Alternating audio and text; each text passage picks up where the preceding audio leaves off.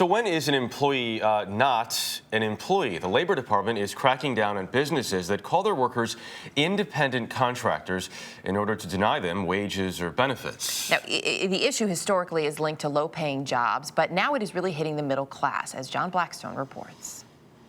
I've been everywhere from Maine to Spokane, from the Garden State to the Golden Gate. For 7 years, Dutch Pryor has taken pride in being a truck driver. Take care of your equipment will take care of you. Last year, he signed on with a company called Shippers Transport Express. Although he drives their trucks, Shippers Transport calls Pryor an independent contractor, not an employee. I am not classified as an employee. I am classified as an independent contractor, but I have very, very little control over the success or failure of my company. Despite his so-called independence, Pryor works exclusively for Shippers, which doles out his daily routes. He's seen his paychecks dwindle and has none of the protections he would get as an employee. As long as we're independent contractors, they don't have to cover benefits. They don't have to cover sick days, bereavement, leave time, holiday pay. It just saves the company money. This sounds like it's a pretty good deal for Shippers Transport, not such a good deal for you. No, that's not a good deal for us. Critics call the practice misclassification, and it's become a top priority for the Labor Department under the Obama administration.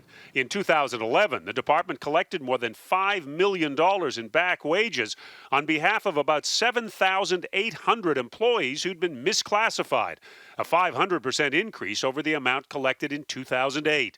They've hired 300 additional investigators to probe complaints. We know that this is a big problem. Labor Secretary Hilda Solis says misclassification hurts more than just employees.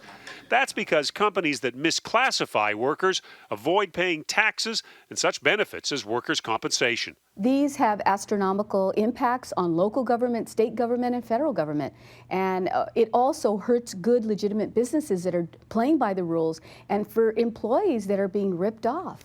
Shippers Transport did not respond to our request for comment, but Bob Diggs of the American Trucking Association says many truckers choose to be independent contractors instead of employees. Trucking companies are not misclassifying workers. But his defense of trucking companies faltered a bit with a slip of the tongue. They believe they get a more productive employee, a more productive worker, a worker who is efficient, has some skin in the game. As for Dutch Pryor, he says he just wants to be treated fairly, and that's important enough to put his job at risk. Could you be fired for talking to me about this? I don't know.